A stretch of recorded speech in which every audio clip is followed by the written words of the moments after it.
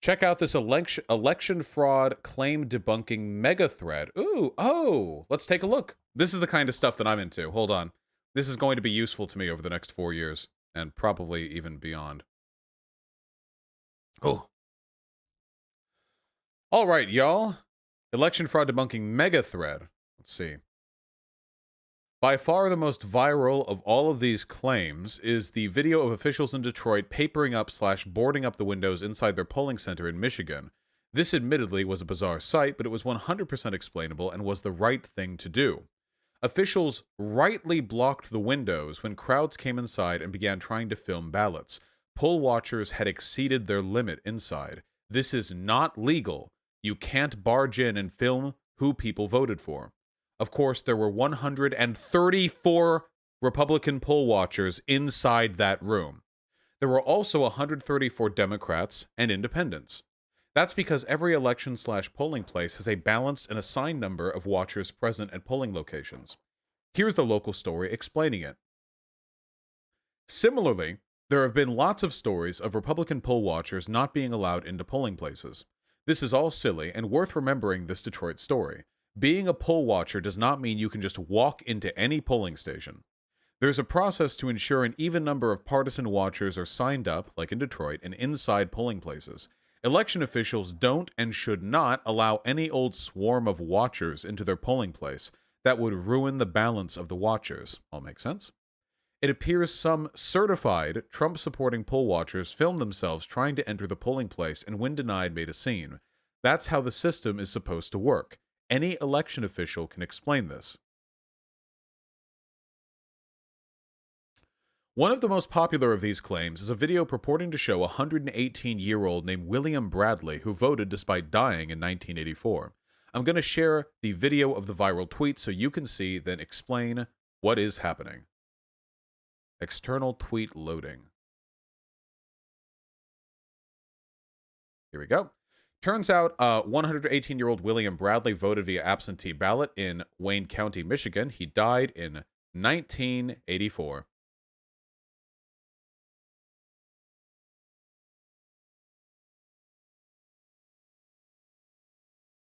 Okay.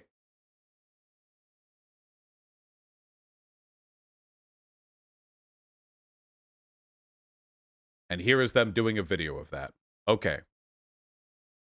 Michigan's Secretary of State already responded to the claim, pointing out that ballots of voters who have died are rejected outright, so this bizarre scene, even if it were real, would never count in a Michigan election.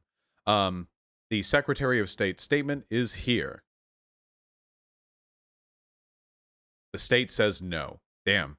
I'm glad all of our journalists have to spend so much fucking time nonstop debunking the viral tweets that conservatives make up in a fucking drug-fueled haze to try to cope with the fact that their candidate is going to lose. In Michigan, this is even true if somebody dies between the time they sent in their ballot and Election Day. How much does that suck? The idea of someone who died in 1984 would have their ballot counted is absurd. Okay, so when they receive and count the ballot, they check it against the state registry, and if that person is dead, they just don't count it, even if it's been submitted. Even if the ballot was filled out appropriately before the person had died, if they're now dead at the time of counting, it doesn't count. Alternatively, it's also possible William Bradley is real and his birthday is simply wrong on the Michigan voter website. Instead of 1902, he could be born in 1992, a one-digit typo. This happens all the time. A clerk will still be checking the ballot and registration records. It is also true, as election expert Elect Project pointed out, that some states use 1900 or 111 as codes when they moved from paper to electronic records to signify a birthday wasn't available. Something like that could be at play here. Remember when a while ago, John Doyle signal boosted a tweet that was a Snapchat picture of somebody who broke into polling officers and took a picture of a computer screen which showed a bunch of birth dates that were 1900? That might be an explanation for what that was. Remember? If you've ever filled out like a bunch of statistical data before, usually you have a character or a number or a term that you use as a null input. And having for the birth date 11 1900 seems like a pretty good, yeah, that's a default date if nothing is entered. Not that all these people were deliberately filled out in that way. Regardless, if this person is actually dead, their vote won't count. If the birthday is entered wrong, then it will be resolved by a local clerk when the vote is audited. Okay. The other popular claim is that the 130,000 votes in Michigan that Biden got all at once. This is the this right here. This is the fraud one, you know, where you have the two curves and then Biden suddenly jumps up, the Chad snake stance. This was a data uploading error on Election Desk HQ, not with the vote count, but with one of the websites. The conservative who originally posted this conspiracy apologized and deleted his tweet, but it took off before he could stop it. You know the whole lie makes it around the world twice before the truth gets its pants on thing? Yep, that happened here. Okay, fine, cool. Next, some people alleged that Wisconsin had more votes than registered votes, proof of election fraud. This was, amazingly, idiots unaware that Wisconsin has same-day voter registration. Incredible voter fraud fail, but it went viral. Story here. Okay, well, there you go. Amazing.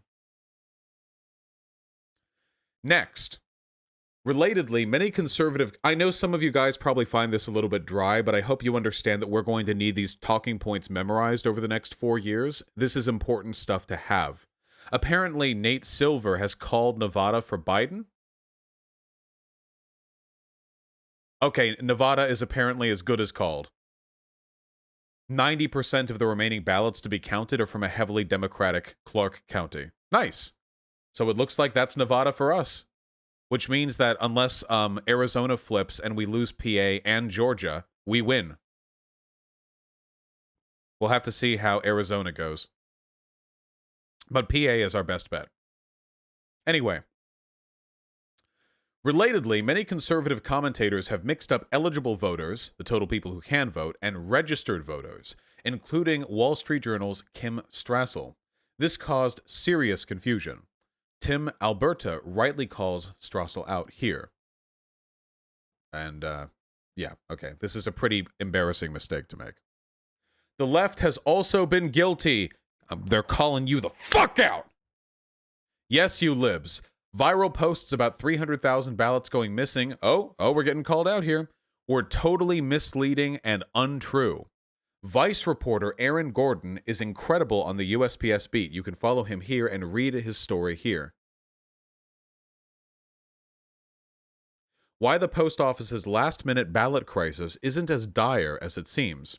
The USPS has been intentionally making its own ballot delivery statistics look worse, so it can deliver them faster. Many Americans have been waiting. The recently unreliable USPS screw-up to delivering ballots on a grand scale. Some reporters picked up on this information and ran with it. But there is in fact good reason for those ballots not being scanned for delivery. As the USPS repeatedly stated in its daily filings with the Court on Delivery Statistics, defendants maintain that the data possesses little to no analytic value and should not be considered a reliable indicator of performance. Indeed, the USPS has been intentionally making its performance look worse than it is by removing ballots from the normal sorting and delivery process to deliver ballots faster. This seems to me like still some fucking bullshit. If they're lying about their speed to make themselves look better than they're actually doing, that seems cringe as fuck to me, okay? But if it's not as big of a deal as it seems, okay. I still don't like that, but okay. I do that at work. Yeah, I mean, I've done that too, but I'm not the USPS. They're not lying, they're streamlining. Okay, I'll look more. Okay, they don't scan it so they can be faster. Okay, so the reason they hadn't scanned them was because they were streamlining the process, which led to people's assumption that there was something wrong, when in reality it was just a change in method. Okay, that makes sense to me. Fair enough. Okay, that's fine. I'm still irritated. Irrationally irritated, but I'm still irritated.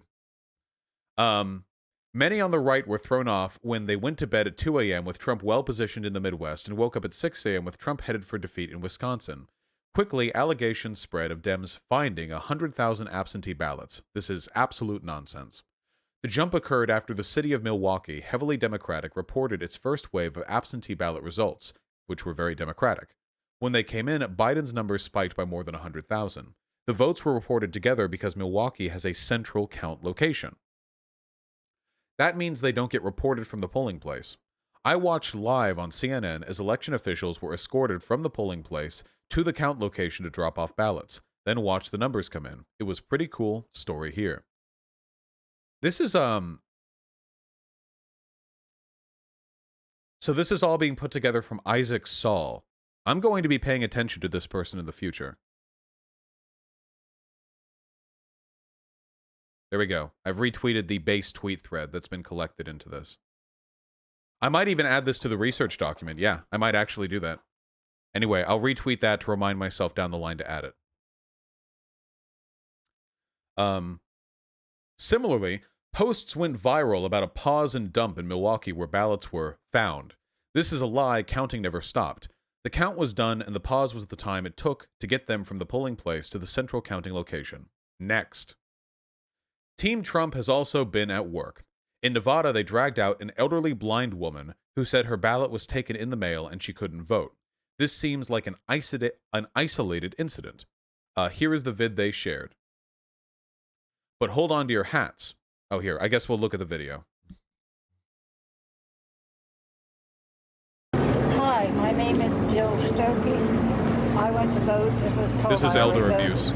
I pursued the matter, and in years past, I always voted in person. This time, they mailed out the ballot, and somebody took my ballot. They also took the ballot of my roommate. Okay, and now we know. Thank you. But hold on to your hats. Funny thing about her, election officials looked into her case and she had actually submitted 2 ballots with matching signatures. Seems like she actually voted twice, which is illegal. Sweet! The local story is here. Some conspiracies are being spread by mainstream outlets. New York Post alleged that the Pittsburgh election staff took the day off with 35,000 votes to go. This is true in the most literal sense, but is totally misleading. The counting was paused in Allegheny because they cannot legally count remaining ballots there without the convening of a special committee that comes together tomorrow. Those votes are unlikely to be the difference anyway. Biden will win by a healthy margin in PA. Next. As you might expect, Project Veritas is added too. They're claiming to have a USPS whistleblower who says late mail-in ballots were being postmarked inaccurately and sent so they'd make the deadline for Election Day. This case is interesting and open to debate. The allegations themselves are extremely small scale, from one location, and the whistleblower is totally anonymous, even his voice. Project Veritas is known for partisan shenanigans and claims a special agent with the Office of Inspector General at USPS is investigating the claims. If there are any stream hiccups, by the way, it's totally on the part of YouTube. I still have yet to drop a single frame. Sorry, guys. If that's true, we'll know for sure soon what happened. My guess is we don't hear much more about this case of fraud because I'm not at all convinced USPS is actually investigating it. But hey, Project Veritas hits the mark sometimes, so we'll see. Next, Michelle Malkin, the conservative pundit who has been exiled from some Trump circles for her fringe views, claims to have Michigan poll observer Matthew Seeley describe how GOP watchdogs were not allowed to enter a location. Same story as Detroit, but this one is funnier. Seeley is not just a poll watcher, he's also a Trump-loving political operative who claimed the squad was proof that we have forgotten 9/11 last year. I remember this guy! Here's a 2019 story on him if you want to laugh/cry. Of course, Trump's team is trying to take Twitter conspiracies to court, and it's going about how you would expect. If you want to laugh, read this thread. And this is a thread, I assume, about all of the rejected court cases that are being pushed out by the Republican Party. Yep, all their whining and all the judges shutting it down. Nice. They continue to lose court challenges today. Finally, a note. The entire premise of all these conspiracies is absurd. First, you'd have to believe Dems rigged the election, but did so poorly they lost House seats and didn't control the Senate. Lamau. I hate saying lol out loud, but I do like saying Lamau out loud. Second, all of this is tied to the fact that ballot counting couldn't begin in most battleground states before Election Day. Did you notice that we had results from Florida and Ohio on time and easily, despite the fact they had heavily mail-in votes, but not Georgia, Pennsylvania, Wisconsin, Arizona. I wonder why. That's because those states updated their laws to allow processing, counting, and sorting of mail-in votes pre-election day. Republicans in Pennsylvania, Wisconsin, Michigan stopped these changes from happening. Dems wanted them. Republicans created the chaos and now are using it as a political tool. Wow! That's a new, fresh one. Republicans creating chaos in order to provide, justification that they can use to claim the illegitimacy of the results. Jeb!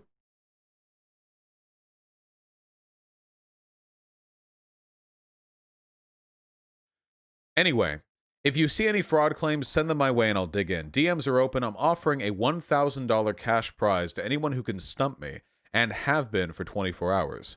So far, none have required more than 5 minutes of research. I'll update them here as they come in. Also, if you don't know about Tangle, that's my newsletter. Okay, gotcha. Oh, we got another one? Here's another good one about turnout in Milwaukee. Tim Alberta fact-checks the GOP spokesman in real time. Incredible. Not quite fraud claim, but a good update for the thread. Remember how Trump wanted to stop the count in GA because of fraud? Turns out they just got 17,000 military votes that probably would have helped him. He's shooting himself in the foot. Very nice.